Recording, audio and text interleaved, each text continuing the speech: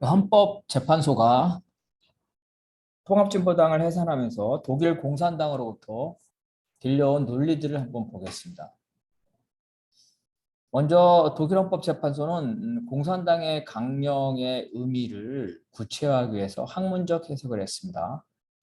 왜냐하면 독일 공산당의 강령에는 마르크스, 엥겔스, 레닌, 스탈린주의 이론에 따른다 이렇게 되어 있지, 그것이 구체적이 뭔지는 써 있지 않았습니다. 그래서 그것을 알아보기 위해서 학문적이라는 객관적 방법을 사용했는데, 통합진보당의 경우에는 진보적 민주주의라는 표현이 있었고, 역시 이것이 구체적으로 어떤 것인지 자세히 나오지 않았습니다. 그래서 이거를 해석을 해야 되는데, 진보적 민주주의는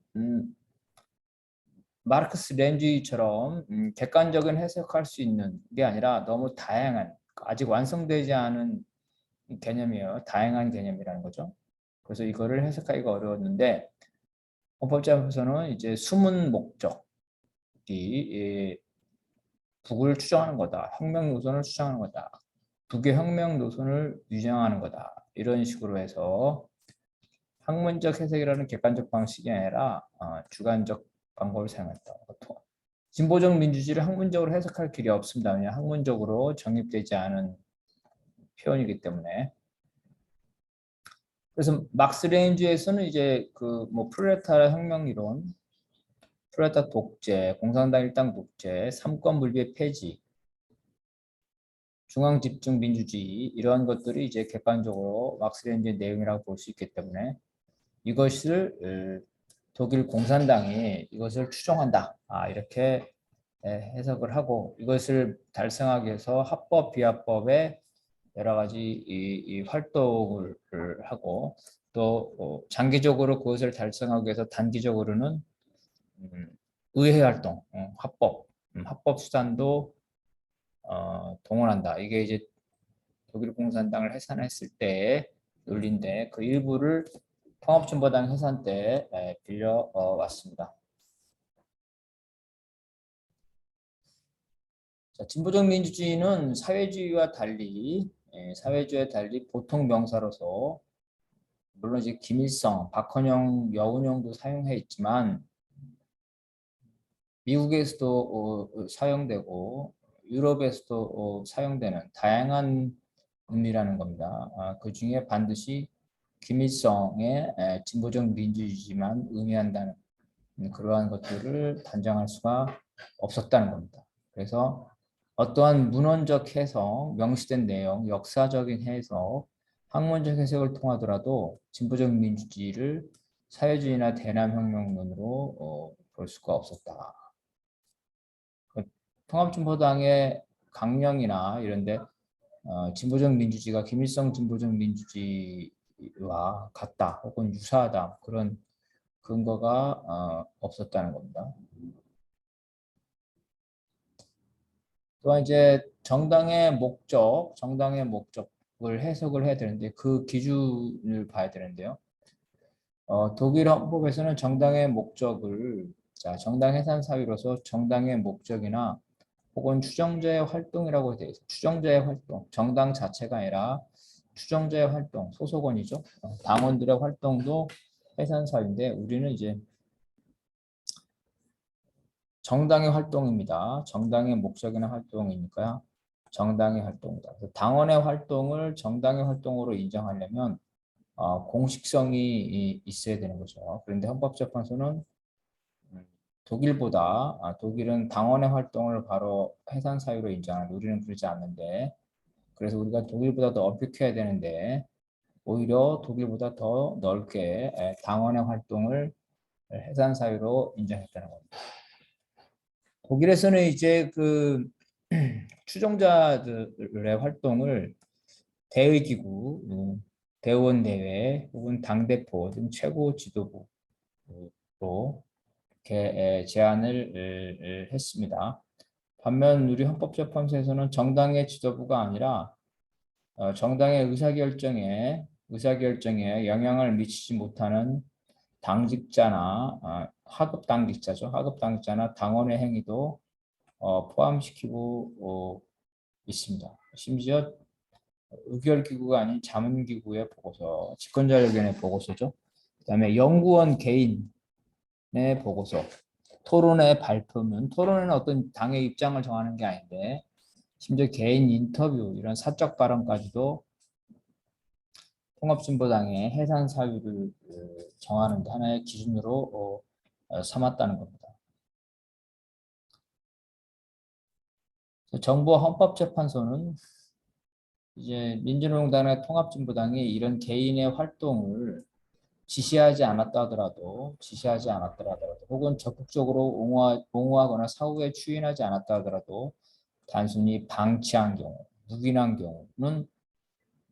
경우는 이거를 정당의 활동으로 볼 수 있다. 이렇게 너무나 폭넓게 해석을 하게 된 겁니다. 예를 들면 이제 본인 저 김장민, 박경순이 이제 연구소 연구위원이었는데요. 또 다른 교육위원들 이런 주장들을 통합진보당의 활동으로, 정당의 목적으로 해석하는 기준으로 살피면서 이러한 연구위원이나 교육위원회의 발언은 당의 공식적인 입장이 아닌데 그것에 당의 추인이나 이런 것들이 있었는지를 별도로 확인하지 않았다는 겁니다. 당의 지시에 의한 게 아니라 개인적인 발언, 공식적인 발언이 아니도 이거를 해산 사유로 기준으로 삼았다는 겁니다. 또한 이제 그 민주주의, 프롤레타리아 독재뿐만 아니라 이 민주주의를 주장하는 거, 이 부분도 혁명론의 한 부분이다 이렇게 판단합니다. 이제 레닌에 의하면은 이제 시민계급의 민주주의 혁명이 사회주의 혁명으로 이루어진다고 봤는데 이런 측면에서 독일 공산당이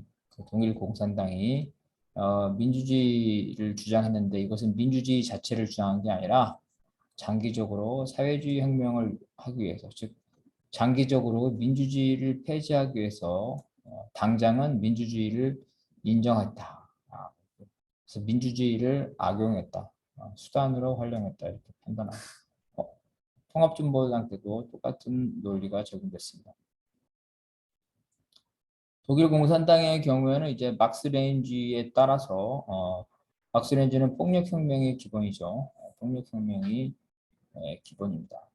경우에 따라서 이제 평화적인 방법에 의해서 혁명도 인정하기 때문에 폭력혁명을 주장한 것뿐만 아니라 평화적인 혁명을 주장하더라도 여전히 공산주의 혁명이다. 여전히 평화적인 방법이라도 국가기구를 파괴하는 거다. 그래서 헌법에 위반된다. 이것도 역시 통합진보당 해산 때 그대로 적용을 했습니다. 또한 공산당이 이 아데네어 정부가 그 친미 분단 정권이고 미국의 종속된 정권이라서 이 정권을 전복하는 것이 저항권이라고 주장을 했는데요. 이에 대해서 공산당이 저항권을 주장하는 것은 자신의 폭력혁명을 합리화하기 위한 변명에 불과하다 이렇게 판단했고 이것도 역시 통합진보당 때 그대로 적용이 됐습니다. 독일 공산당에 있어서 헌법재판소는 서독은 이 자유민주주의가 목적인데 이 국가가 그래서 통일을 하려면 역시 자유민주주의 통일을 해야 된다. 그러니까 자유민주주의 통일이 아닌 다른 통일을 주장하는 것은 헌법에 위반된다.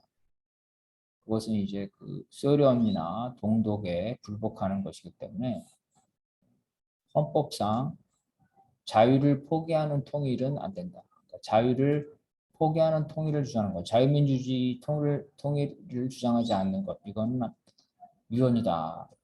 예를 들어서 민족전선이라는 게 동독이 주도하는 것인데 거기에서 독일의 통일, 평화협정, 모든 점령군의 철수 등을 주장했습니다.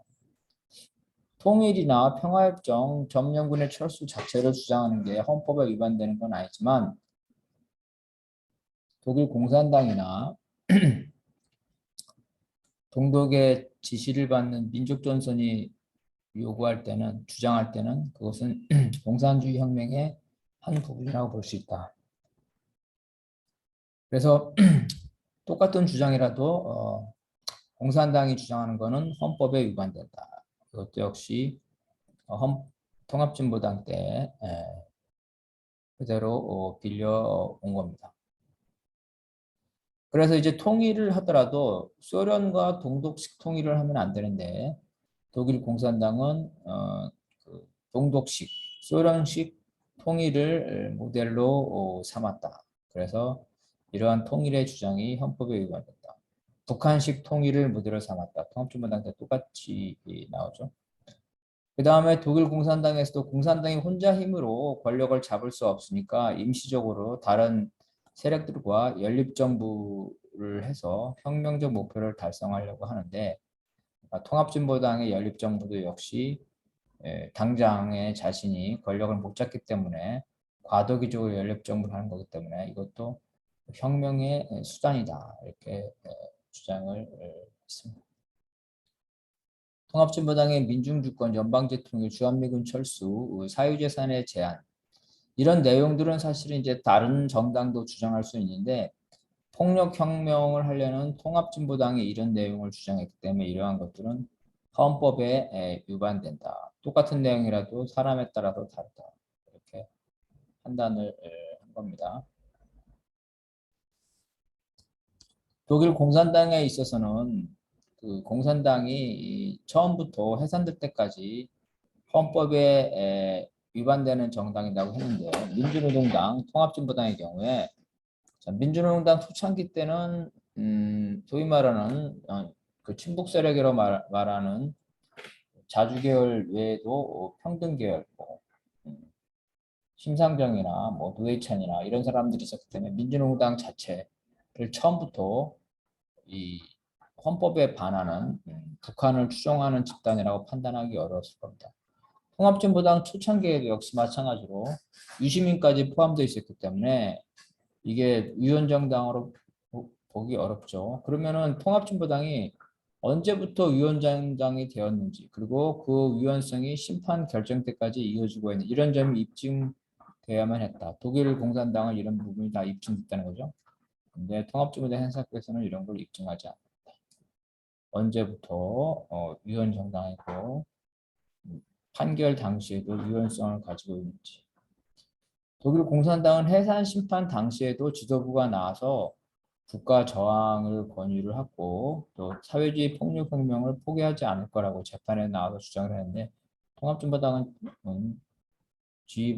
지도부가 폭력혁명을 하지 않는다고 주장했는데 그걸 헌법재판소에서 받아들이지 않았다는 겁니다.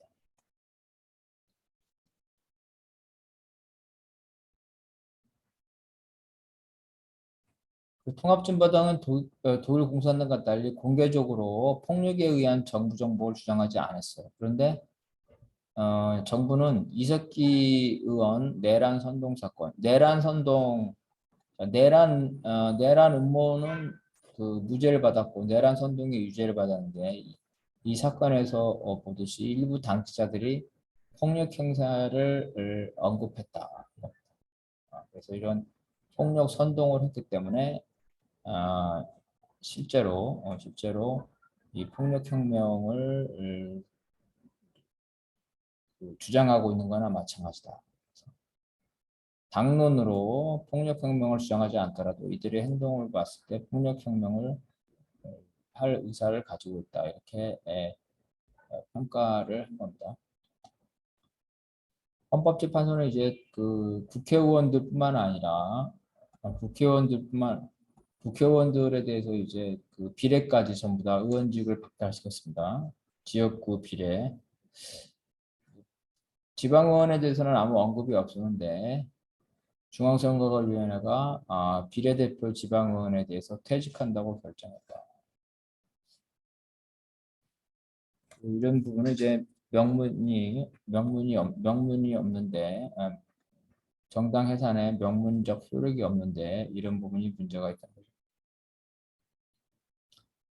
결론적으로 쭉 보면 통합진보당 해산과 독일 공산당이